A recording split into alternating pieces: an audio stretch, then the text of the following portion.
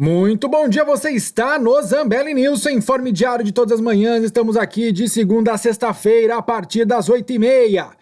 Em semana marcada pela aversão ao risco que se instaurou nos mercados internacionais, com revisões para baixo de projeções de crescimento global, o Fed, com discurso mais agressivo quanto às medidas para o controle da inflação e incertezas quanto à guerra da Ucrânia e seus desdobramentos, jogou o Ibovespa, que seguiu o fluxo e despencou 4,4% no acumulado da última semana, refletindo em especial a queda significativa das ações do setor de siderurgia e mineração, após dados da economia chinesa que decepcionaram em março e com resultados aquém do esperado, tanto de Vale quanto de Usiminas. Com isso, o índice de materiais foi o grande destaque negativo para o período, com queda acumulada de 6,97%, totalizando mais de 10% de perdas neste mês de abril. Na outra ponta, o Imob fechou de lado, com leve queda de 0,11%. Lá fora, tivemos novas declarações do presidente do Fed admitindo que o aumento de juros na próxima reunião deve ser maior, chegando a 50 pontos base. Apesar do mercado já discutir essa possibilidade há algum tempo, a realidade foi uma nova onda de aversão a risco, com queda nas bolsas, aumento dos juros e alta do dólar. Outras notícias também contribuíram para este movimento, como as revisões de crescimento global pelo FMI e pelo Banco Mundial. A nova onda de Covid e o lockdown na China, assim como a guerra que já está no seu segundo mês, reduziram as expectativas de crescimento, principalmente para países da Europa e da Ásia. Com menos crescimento e menores juros, o mercado mudou para o modo risk-off. A menor expectativa de crescimento global também teve impacto nos preços das commodities, que tiveram queda de 1% na semana, mostrando uma acomodação na margem, o que pode significar alívio para a inflação global. Aqui no Brasil, tivemos mais um adiamento do TCU sobre a privatização da Eletrobras, assunto que a gente vai falar daqui a pouquinho, e a inflação medida pelo IGP-10 de abril ainda foi bastante alta, 2,48%. Mas a inflação a partir da segunda quinzena de abril terá impacto negativo bem significativo nas contas de energia elétrica, bem como o fim do impacto da alta dos combustíveis. O mercado revisou as projeções para o ano e espera um PIB maior, 0,8%, resultado das surpresas positivas, principalmente do varejo no primeiro trimestre, que pode já mostrar um crescimento de margem de 0,5%. O mercado também revisou a expectativa de inflação, com o impacto maior da alta de combustíveis em março e com o câmbio em R$ 4,90. O mercado espera que o Banco Central suba a Selic até 12,75%, mas não descarta valores de até 13,75%. O presidente do Banco Central voltou a falar que o fim do ajuste da Selic está próximo e, com a volta da divulgação do Boletim Focus, com a suspensão da greve do Banco Central, pode-se novamente ter a leitura das expectativas para o ano que vem, que pode confirmar o atual plano do Copom ou indicar que um ajuste adicional no mês de junho deva ser necessário.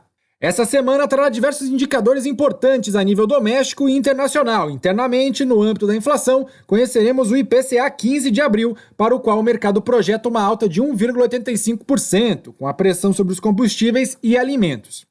O IGPM, por sua vez, deverá mostrar sinais heterogêneos na inflação ao produtor, com os preços em reais de algumas matérias-primas beneficiados pela valorização do câmbio contraposto ao aumento persistente do diesel, gasolina e também de fertilizantes.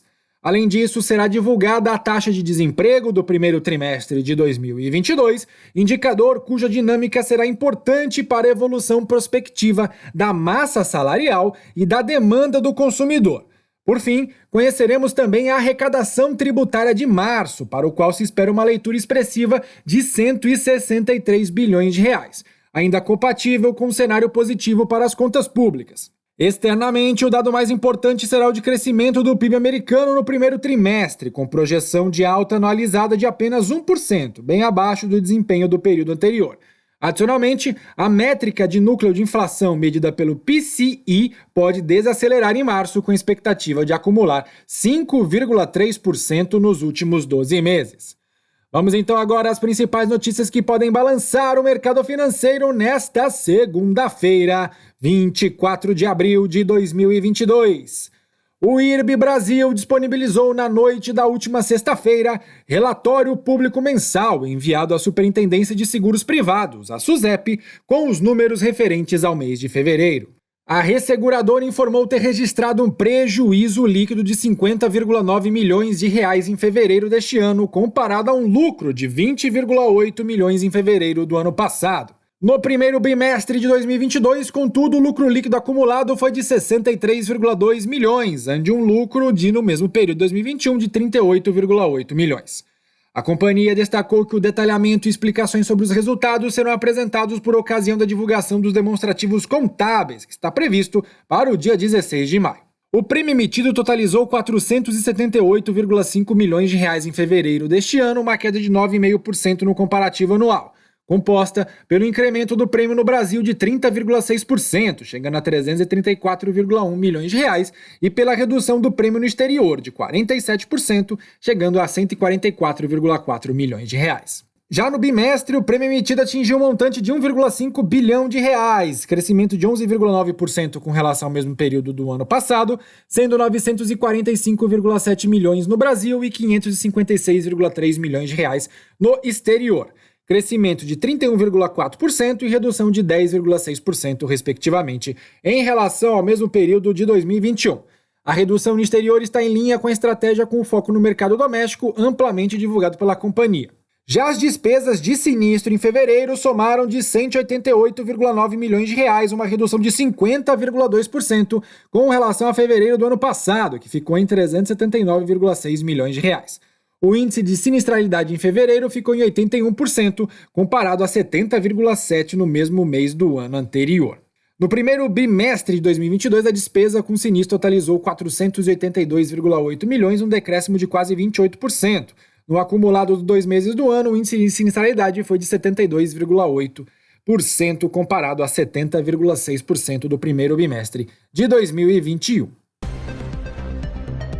A votação da segunda etapa do processo de capitalização da Eletrobras, que tratava sobre a modelagem e o novo modelo societário da empresa e tramitava no Tribunal de Contas da União em sessão realizada no dia 20 de abril, foi suspensa por 20 dias. Com isso, o tribunal potencialmente retomará a votação apenas no dia 11 de maio, que atrasa a oferta de ações proposta, já que os arquivamentos terão que ser feitos com os resultados do primeiro TRI de 2022, que estão previstos para o dia 16 de maio. O plano da empresa e do governo era realizar a oferta em maio para evitar a volatilidade adicional perto das eleições de outubro. Esse atraso potencialmente move a oferta de capitalização proposta para o segundo semestre de 2022, mais próximo das eleições de outubro, que pode gerar volatilidade adicional aos mercados. Como já era esperado, o ministro Vital do Rego pediu vista do processo, que desencadeou uma longa discussão entre os ministros sobre o prazo para que a operação deveria voltar à pauta. Para a oferta sair em 13 de maio, o TCU teria que dar o aval à privatização até 27 de abril. Segundo uma fonte ouvida pela Reuters, o governo não trabalha com a hipótese de que Vital do Rego devolva o processo até lá. Já outra fonte disse acreditar que, apesar do adiamento, a privatização será realizada ainda neste ano. E a Klabin anunciou um reajuste de $30 nos preços da celulose de fibra curta a clientes na China a partir do dia 1º de maio, confirmou a companhia nesta sexta-feira.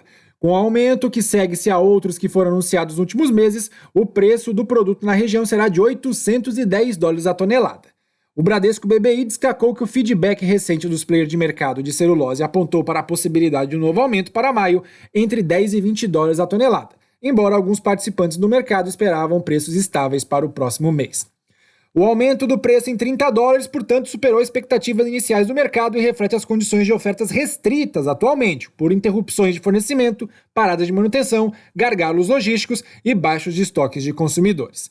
Se totalmente implementados, os preços de importação da celulose de fibra curta finalmente alcançariam os preços de revenda dos domésticos na China. A partir daqui, um fator-chave a ser observado será o aumento dos preços do papel, que de fato vem ocorrendo, ainda que de forma gradual. E este foi o Zambelli News de hoje, pessoal. Tenham todos uma ótima segunda-feira, excelente semana e amanhã, na terça-feira, a gente tá de volta. Obrigado por assistir até aqui e até o nosso próximo vídeo.